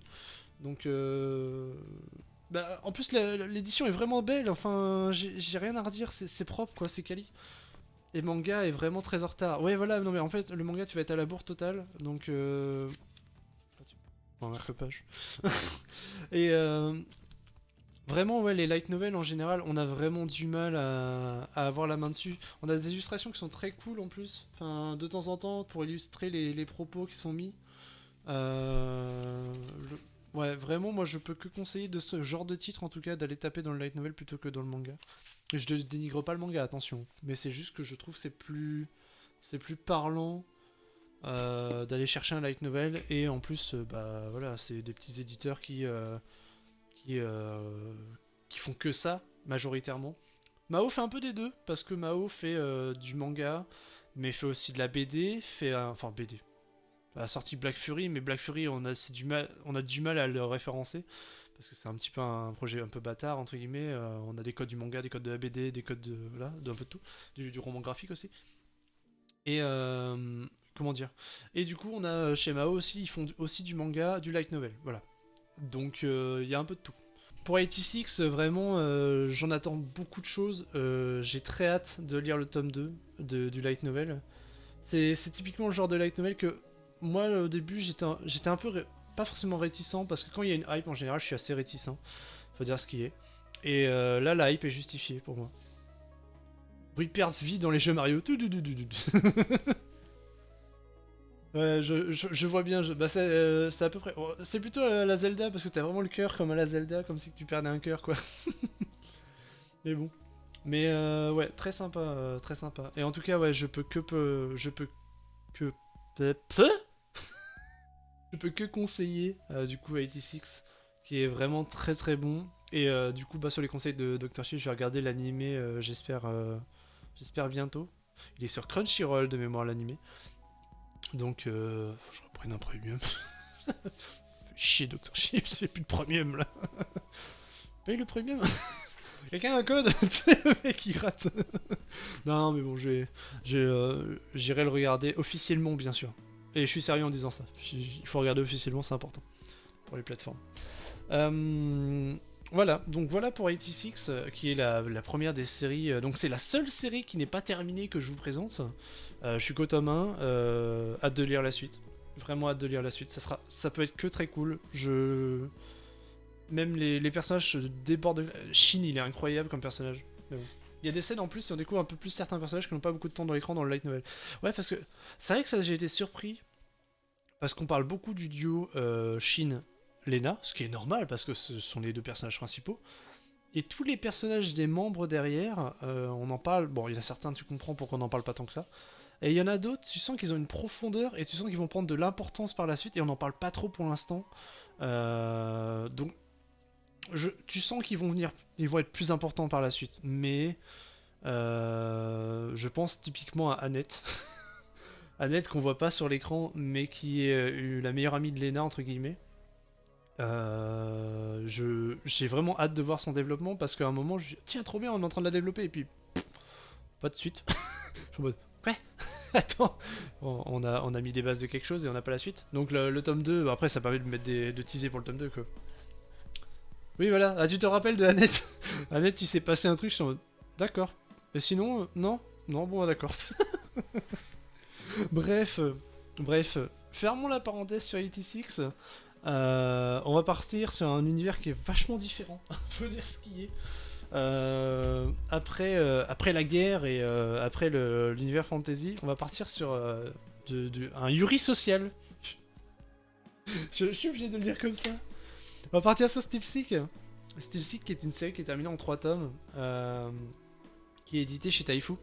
Et donc, 7,99€. Concernant l'autrice, malheureusement, ou l'auteur, je sais même pas. J'ai quasiment trouvé aucune information sur cette personne. C'est vraiment dommage. J'ai trouvé qu'elle avait un pixiv, que cette personne avait un pixiv, donc qui est ni plus ni moins que le Pinterest. Enfin, une sorte de Pinterest. Pixiv, c'est souvent des galeries où les artistes aiment poster. On peut les supporter, etc. Donc, mais hormis ça, j'ai rien trouvé. Donc j'étais très déçu. Cette personne a un Twitter, mais du coup sur Twitter, bah, comme d'habitude, les artistes japonais ne montrent pas leurs photos. Très rarement en tout cas. Ils ne montrent pas leur tête. Pas d'infos. Je sais que cette personne a fait Stylistic et qu'elle est en train de faire une autre série. Voilà. Alors le nom est assez imprononçable, donc voilà, je me permets de pas l'écorcher. C'est une nouvelle série qui est en train de sortir, qui a 12 chapitres en cours, donc qui est disponible sur une des plateformes sur son, je crois que c'est sur la plateforme de, un peu à la webtoon. Donc voilà. Et concernant l'histoire, donc de Stylesic, on est dans un Tokyo standard, hein, faut dire ce qui est. On est à Tokyo, avec dans une entreprise où on va rencontrer donc Makoto Shimizu. Donc Shimizu qui est qui est une employée qui est très modèle. C'est une chef d'équipe. Elle est dans une entreprise où elle travaille dans l'ingénierie. Elle fait partie du département de recherche et développement avec son équipe d'ingénieurs qu'elle doit manager. C'est une personne qui est très honnête, qui est très fiable, qui est assez sûre d'elle. Voilà. Et par contre, que l'ensemble de ses collègues et amis ne savent pas, c'est que elle a une passion. Et cette passion, elle la consacre à dessiner elle passe tout son temps libre à dessiner des mangas. Et c'est des mangas amateurs qui sont des doujinshi. Donc les doujinshi, pour ceux qui ne savent pas, c'est souvent des fans qui prennent deux personnages qui n'ont pas forcément de lien entre eux et qui sont voilà qui les met ensemble entre guillemets. Et ça peut aller jusqu'aux scènes vachement osées, hein, clairement.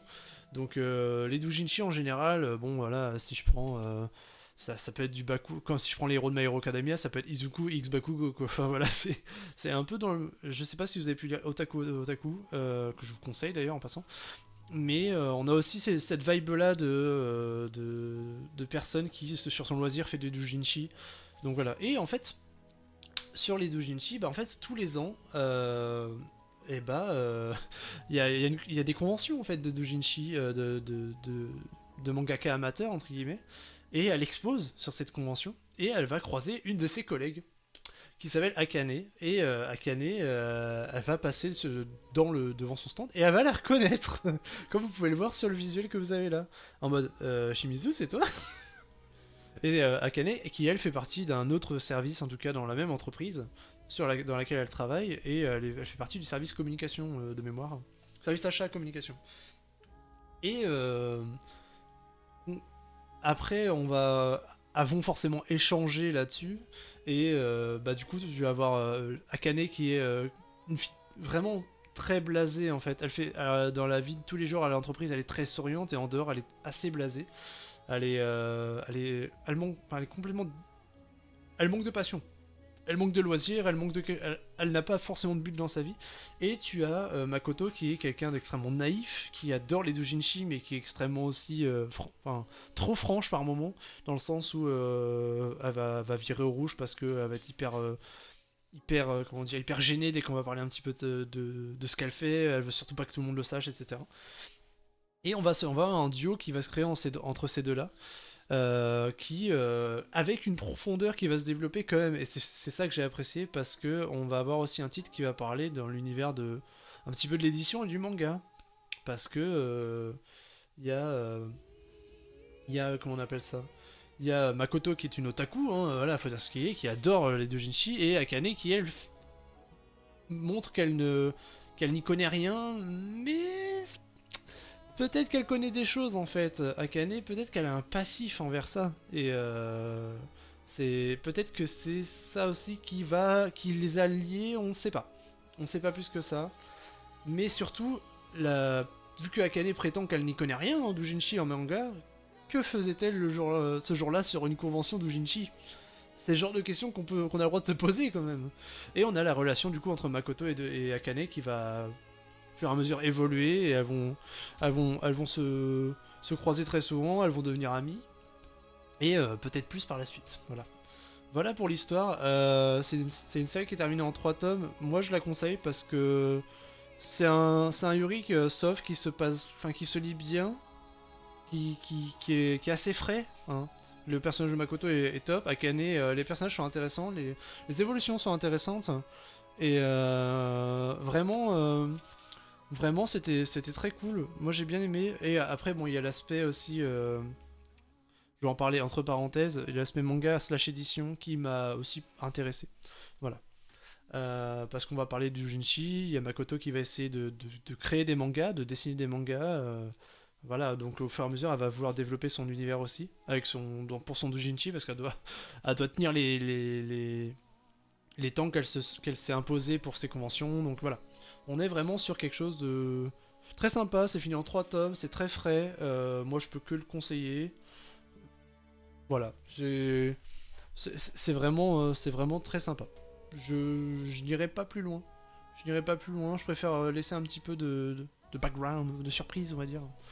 Et on va passer du coup sur l'avant-dernier titre de ce soir, qui est un titre qui est terminé en 2 tomes. Donc ça s'appelle Wandering Souls chez H2T. Chez H2T et donc on est sur un petit 8 € pour le tome. Wandering Soul, déjà je vais parler de Zelian, que j'ai eu la chance de rencontrer sur le week-end HDT que j'ai pu passer avec eux, qui est top. Hein. Zelian, si tu me vois, coucou, t'es génial, continue comme ça, vraiment. Et j'ai eu un énorme coup de cœur sur la lecture de Wandering Soul personnellement, donc c'est pour ça que je voulais en parler. C'est un titre que j'avais vu passer il y a enfin à sa sortie et j'étais en mode il faut absolument que je le lise et je l'ai lu sur le tard. Et putain, qu'est-ce que je le regrette de l'avoir lu sur le tard en fait. Euh, Zelian, pour ceux qui connaissent pas, c'est une mangaka donc du coup qui a sa série qui est chez H2T. Ça fait un moment qu'elle a été éditée chez H2T. Elle est en train de plancher pour essayer de faire une nouvelle série. En ce moment, enfin, déjà c'est une mangaka qui a fait une école d'art et qui a toujours aimé dessiner. Elle a toujours fait plein d'illustrations, que ce soit du digital, du tradi, des choses comme ça. Et elle est aussi très fan d'animation, de films d'animation. Donc, elle a vraiment, enfin, elle a un bagage artistique qu'elle essaie de déployer au fur et à mesure de ses titres. Et elle est en train de, comme j'ai pu échanger un peu avec elle, elle me disait bah j'essaye de voir pour essayer de faire une nouvelle série et voilà, j'espère qu'on aura bientôt une nouvelle série de Zelian. Et en plus, elle est très ouverte sur les réseaux sociaux. N'hésitez pas à la suivre, que ce soit sur Twitter, Insta, etc. Elle est vraiment très ouverte sur les réseaux sociaux. Il n'y a aucun problème là-dessus. Concernant Wandering Souls, on va suivre Aiten. Aiten qui est une orpheline en fait, qui est qui vit dans un village de chasseurs dans les montagnes. Et sauf que Aiten, déjà de base, elle est un petit peu le mouton noir du village. Sa vie est assez tranquille, mais tu sens bien que tout le monde se détache d'elle et que personne ne veut avoir de lien avec elle. C'est vraiment, c'est un petit peu un peu la sorcière du village parce que Aiten, elle a un truc, c'est que elle a une capacité qui est très spéciale, c'est qu'elle peut communiquer aux cadavres d'animaux. Donc forcément, les gens la regardent très bizarrement parce que bah, ils la voient parler avec des cadavres, c'est assez étrange pour eux. Et eux, bien évidemment, n'entendent pas le cadavre d'animal qui répond. Et un jour que voilà, elle passait une journée classique dans son village, elle va faire une énorme chute. Et cette chute qui était censée être mortelle, elle va réussir à s'en relever.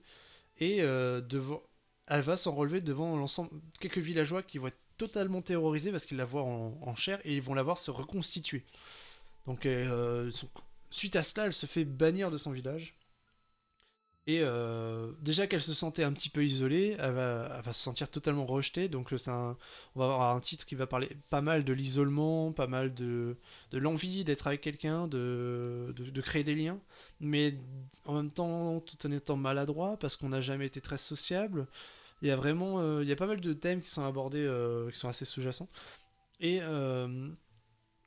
pendant qu'elle va errer entre guillemets dans, dans, dans son voyage entre guillemets qu'elle va entreprendre parce qu'elle a pas le choix, elle s'est fait chasser donc elle va partir, elle va voir ce que le monde lui réserve et elle va à travers les terres des dieux oubliés donc elle va rencontrer des esprits qui s'appellent les Shagai et les Shagai ce sont des esprits des éléments donc qu'elle va rencontrer de temps en temps mais tu, enfin, tu sens que il y a une crainte. Les Shagai ont un peu de crainte envers elle. Et elle va aussi rentrer dans un temple. Dans ce fameux temple, elle va rencontrer un jeune garçon donc, qui s'appelle Z. Et Z, bah, du coup, va essayer de. Lui, ça fait un moment qu'il est abandonné dans ce temple, et ça fait très longtemps pour lui qu'il est abandonné dans ce temple. Il est très heureux de rencontrer quelqu'un, et ils vont il y a un lien qui va se créer forcément entre les deux, bien sûr, entre deux personnes isolées forcément, un lien se créer, et sauf que Z n'est pas vraiment ce qu'il prétend. Voilà, je vais pas aller plus loin là-dessus.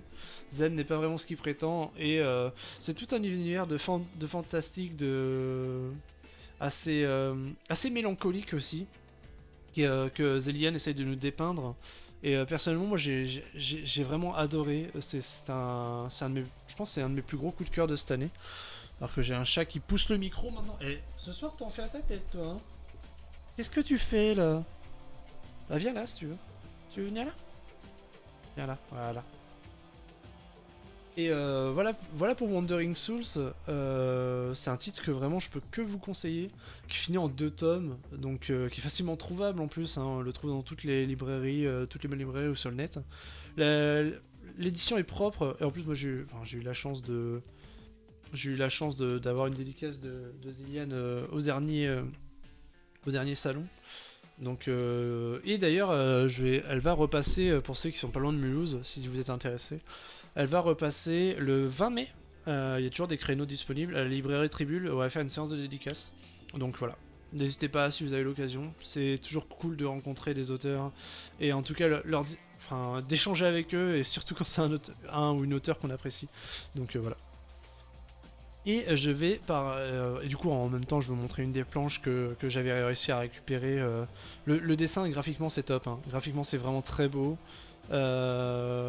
Le dessin, vraiment, est. Je suis vraiment très fan dans l'ensemble. Je suis vraiment très fan de l'ensemble. Et on va parler du dernier titre. Alors là, du coup, attention. Je vais essayer de pas spoil, mais je me rends pas forcément compte dans certaines choses que je vais dire sur ce dernier titre. On va parler de Quintessential Quintuplets qui s'est terminé il y a pas longtemps, là, le mois dernier. C'est une série qui est terminée chez Picard en 14 tomes. Donc voilà, la série est entièrement disponible. Hein. C'est une série qui fonctionne plutôt bien. Le tome 1 était disponible en plus de 48 heures BD, donc à 2€ avec une jaquette alternative. Donc ça, c'était plutôt cool aussi. Concernant le mangaka, donc du coup Aruba Negi, petit aparté sur lui, c'est sa première série, pas forcément sa première série, il a déjà fait plusieurs séries, mais il a jamais été plus reconnu que ça avant. Et Essential Quintuplet, c'est vraiment la série qui l'a lancé. Et d'ailleurs, pour info, la petite info, le Negi vient de Negima, c'est une série qu'il a toujours été fan, il a toujours aimé. Alors c'est Ken, si je dis pas de bêtises. De mémoire, c'est l'auteur de, de, de Lovina aussi, de mémoire.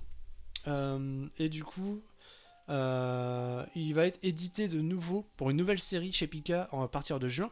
Et sa série va s'appeler No Longer Rangers.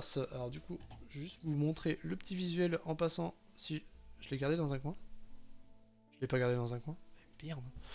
Bref, il a sa série qui s'appelait No Longer Rangers et qui va sortir là en juin.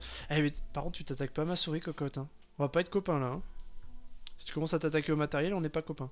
Je te préviens. Et du coup, pour revenir à Quintessential Quintuplets, on va suivre l'histoire donc d'un jeune garçon qui s'appelle Futalo. Et Futalo, il est très bon à l'école. Il est très bon dans son lycée et on va lui dire bah écoute, si enfin, Futalo aussi, il a un contexte social qui est assez compliqué pour lui. Il est très pauvre. Sa mère n'est plus là. Il reste que son père et sa jeune sœur. Et en fait, il travaille le plus possible à l'école pour avoir les bourses étudiantes, pour en même temps subvenir à sa famille. Concrètement, on le voit au premier tome et il dit bonjour, je voudrais un menu. Alors, c'est quoi? Un menu porc et riz sans porc. Ah, un menu riz brochette sans brochette, c'est ça. Et pour vraiment, parce que il a pas d'argent quoi. Et le directeur lui propose de devenir le tuteur de 5 jeunes filles qu'il ne connaissait pas avant, qui sont arrivées dans l'établissement il y a pas longtemps. Et comme le père est extrêmement riche, le père a demandé au directeur de trouver un moyen de les améliorer pour qu'elles aient leur diplôme parce qu'elles sont nulles, vraiment nulles de chez nulles à l'école. Et et du coup, Futalo, il est missionné par le directeur pour être tuteur, prof particulier pour ces 5 jeunes filles. D'où le titre, le quintessentiel quintuplet. Et dans le pitch du tome 1, ce que l'on va... Bonjour, un Koei Burger, mais sans le Koei s'il vous plaît, c'est vraiment ça quoi, c'est vraiment ça, Futalo. Et ce qui va se passer, c'est que dans le tome 1, on a une scène de fin, donc là, je peux le lire tome 1 quand même, où on le voit, avec, comme sur la jaquette du tome 13, il y a, plus tard dans le futur, Futalo va épouser l'une des sœurs, mais on sait pas laquelle. Parce qu'elles se ressemblent énormément, elles adorent jouer avec leur physique, elles ont un physique qui est très ressemblant. Et elles adorent jouer, se transformer l'une avec l'autre, etc. Se faire passer l'une pour l'autre. Et il va se marier avec l'une des 5, mais on ne sait pas laquelle. Voilà pour l'histoire à peu près. Donc on va suivre, c'est une comédie romantique, on va suivre Futalo avec les sœurs Nakano, donc du coup donc on a en partant de haut à gauche, alors je vais essayer de pas me tromper. En haut à gauche on a Nina, à gauche en bleu on a Miku, en bas à gauche pardon on a Ishika, en bas à droite on a Yotsuba et en haut à droite on a Ishika. Non c'est pas Ishika, non c'est Itsuki, voilà. C'est Nino, oui pas Nina, putain. J'essaie de pas me tromper. Désolé, hein, en fait, j'étais déjà en train de penser à la suite. Mais oui, c'est Nino, pas Nina. Alors Nina, Miku, Ishika, Yotsuba, Itsuki. Et du coup, ces 5 sœurs vont concrètement lui en faire voir de toutes les couleurs parce qu'au début, elle refuse d'avoir un tuteur, hein, faut dire ce qui est. Et lui, au fur et à mesure, déjà, son objectif principal, c'est putain, mais m'emmerdez pas, moi je veux juste vous faire étudier et je veux juste votre argent. Faut dire ce qui est, hein, c'est vraiment le premier motif que Futalo a mis en place, c'est en mode, je veux juste votre argent en fait. C'est tout. Et il dit je suis tellement bien payé par ça que je veux pas abandonner. Mais c'est quand même un modèle de persévérance ce fameux Futalo, aussi de naïveté s'il voit rien. Mais et au fur et à mesure de sa persévérance, il va réussir à créer des liens avec ses 5 filles. Et au fur et à mesure, surtout, les filles vont peut-être un peu craquer pour lui, hein, faut dire ce qui est, au fur et à mesure. Et c'est là où tout va se mettre en place parce qu'on a tous les quiproquos, on a plein de quiproquos qui vont se mettre en place, plein de nous en train de dire mais il va finir avec laquelle parce qu'il y a plein de rebondissements. On sait toujours pas jusqu'à l'avant-dernier tome, quand même l'avant-dernier tome on sait avec laquelle il va finir. Mais tout le long, il va se passer des plot twists sans avoir lu ma préférée Miku. Moi aussi je suis team Miku. J'aime beaucoup Miku. Donc là, voilà, je remets un autre visuel du tome 14 où on voit les 5 sœurs qui sont d'ailleurs dans le chapitre 15, donc ça doit être dans le tome 2. Où, et aussi, ce qui est cool dans cette série, c'est que on voit l'évolution des personnages. Chaque personnage est travaillé, que ce soit Futalo ou que ce soit chacune des 5 sœurs. Chacune des 5 sœurs est vraiment travaillée et on a un petit peu un focus sur chacune d'entre elles selon les tomes que l'on va aborder. Et chacune d'entre elles va essayer de faire ses efforts à sa manière, entre guillemets. Mais chacune d'entre elles est différente. Et c'est ça, malgré le fait qu'elles soient jumelles, elles se ressemblent physiquement, mais ça, je vais pas dire que ça s'arrête là, parce qu'elles ont des traits, des caractères qui sont des fois proches pour certaines choses. Mais on a vraiment 5 facettes, 5 personnalités complètement différentes. Et elles le revendiquent. Elles le revendiquent. C'est pas pour rien qu'elles essayent de se mettre un truc chacun. Une a son casque tout le temps avec elle, une a des bandes, a des rubans, une a un ruban qu'elle met en mode lapin, une a la broche en étoile et une a les cheveux courts. Et c'est pour ça que chacune d'entre elles essaye de se mettre en avant pour dire en fait je ne suis pas des quintuplés, je suis Shika, je suis Miku, etc. Donc chaque personnage est vachement attachant, tous les personnages de cette série sont attachants, que ce soit même Futalo, je trouve Futalo il est très attachant dans sa naïveté, dans sa persévérance. C'est aussi un sacré enfoiré par moment parce que c'est un personnage qui humainement parlant n'est pas forcément le meilleur, hein. C'est pas le good guy, loin de là, hein. Il est juste en mode bon on m'a dit de faire ça, je fais ça, on m'a dit de vous faire bosser, vous allez bosser, vous m'emmerdez pas. Et au fur et à mesure quand même il va se détendre parce que c'est quelqu'un qui n'est pas du tout sociable et il va apprécier entre guillemets le contact des autres alors qu'il a toujours été assez solitaire. Il va vraiment commencer à apprécier le contact des autres et il va surtout apprécier le contact des sœurs. Et c'est là où vraiment t'as une sorte d'harmonie, une sorte de... Je sais pas comment dire. Une sorte d'alchimie, voilà, qui se crée dans ce titre. C'est vraiment là La création de la relation entre lui et les cinq sœurs, et les relations entre les cinq sœurs en elles-mêmes, parce que bon, elles ont beau être sœurs, elles ont beau s'adorer, mais il y a des moments où elles se sacent plus, quoi. Et c'est comme ça, c'est la vie. Donc vraiment, le titre est vraiment très cool. Moi, l'animé est très sympa aussi, j'avais pu le regarder un petit peu, j'avais bien aimé. Après, bon, voilà, quand t'as des vibes positives sur le genre de titre, en général, l'animé passe bien aussi. Qu'est-ce que je pourrais dire d'autre?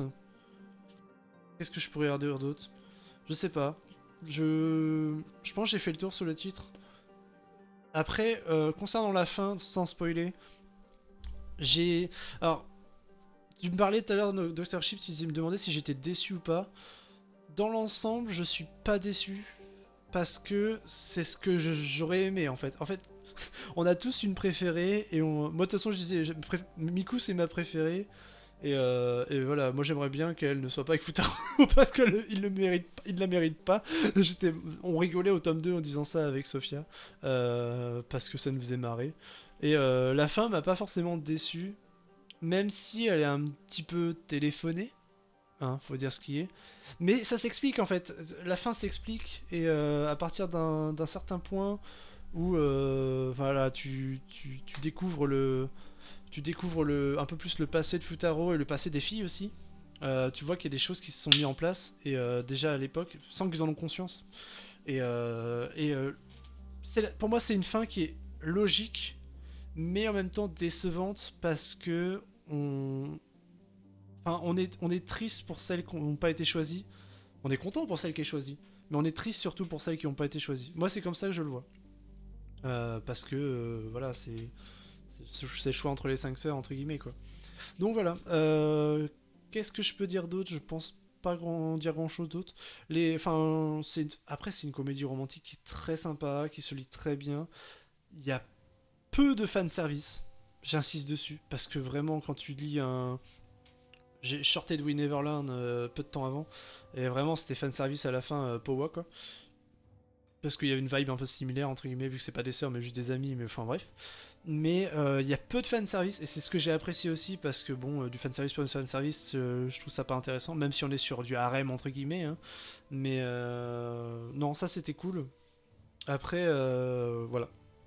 Je vois pas ce que je peux en dire de plus. Euh, je pense que c'est déjà pas mal. C'est déjà pas mal, je pense.